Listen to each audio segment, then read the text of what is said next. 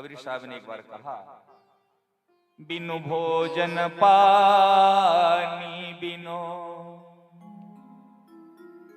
बिनु भोजन पानी बिनो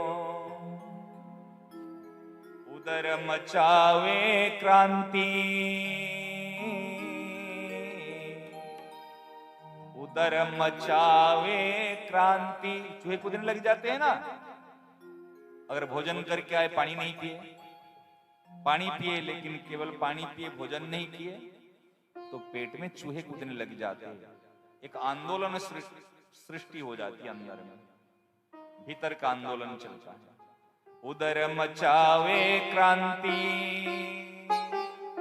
बिनो भजन सतसंग के, बिनो भजन सतसंग के मिले न मन को शांति कबीरा, मिले न मन को शांति। बिना सत्संग के, बिना भजन के कभी मन को शांति नहीं मिलेगी। यदि मैं प्रश्न करूंगा, भोजन कब तक करोगे, क्या उत्तर मिलेगा?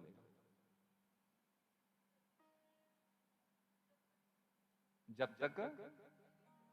अच्छा, अगर एकादशी आती है तो क्या बोलते हैं, अभी तो आई थी एकादशी, इतना जल्दी आ गई।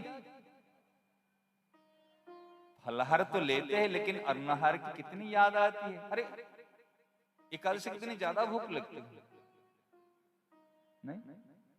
अभी तो आई थी, अभी तुरंत आ गई। आप सोचो, तो जब तक जीवित है तब तक भोजन करना, और पानी कब तक पीना।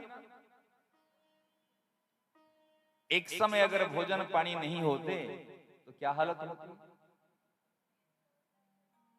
तीज का करते तो क्या होती है, कब चंद्रमा उदय हो, हैं? अगर चंद्रमा थोड़ा सा लेट करते हैं, सुहाती नहीं उस दिन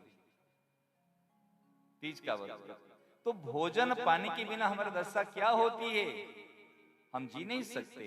इस प्रकार अगर स्वस्थ रहना चाहते हैं, ये तो शरीर स्वस्थ होना भोजन पानी में, यदि वास्तव में शांति में रहना चाहते, स्वस्थ होना चाहते हैं, तो सत्संग और भजन को कभी नहीं छोड़ना है। ध्यान रखना, सत्संग भजन को कभी नहीं छोड़ना। कबीर साहब जब ऊपर जा रहे थे ठाकुर जी के पास में, जीवन भर कभी रोए नहीं थे, जाने से पहले रोने लगे। सबने पूछा, साहब जी आप तो ज्ञानी हो, तत्वदर्शी हो,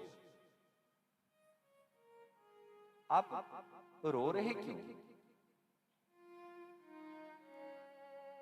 कह रहे अभी ऊपर जाना पड़ेगा ना। किसने कहा, आप तो कह रहे थे कब मरी हूं कब भेटी हूं पूर्ण परमानंद। सबको मरने में दुख है लेकिन मुझे मरने में आनंद। आप तो पहले कहा था ना एक दोहा में, जो कब मरी हूं कब भेटी हूं पूर्ण परमानंद, कब जाकर पूर्ण परमानंद से मिलूं, तो फिर रो रहे क्यों? उन्होंने कहा,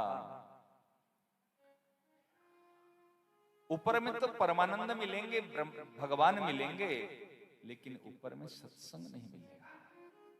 ध्यान देना, सत्संग में जो सुख है, सत्संग में जो आनंद है, वो परम धाम में भी नहीं। राम बुलावा भेजवा, राम बुलावा भेजवा, दिया कबीरा रोए।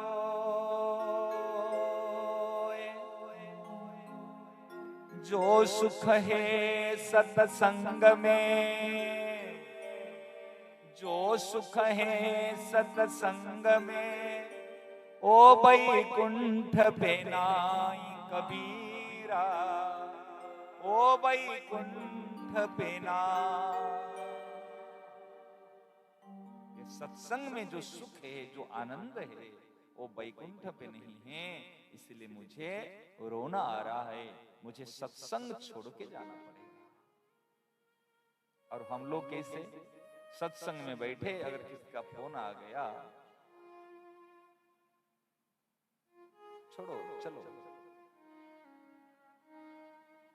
सेठ जी तो कहते हैं, अगर एक समय में भगवान मिलने के लिए तैयार खड़े रहे और एक समय में, उसी समय में सत्संग मिलता हो, दोनों में से कोई एक चीज को आप ले सकते हो।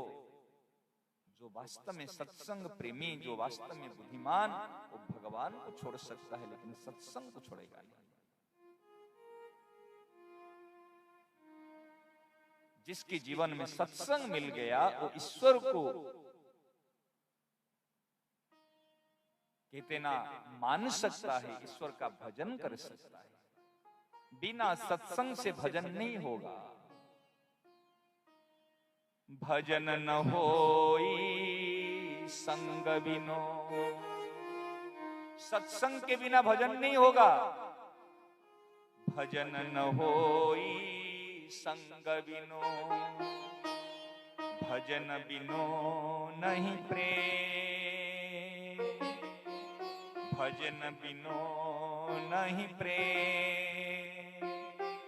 क्षणहु संग ना छाड़िए, क्षणहु संग ना छाड़िए। धरिए ध्रुव एहने,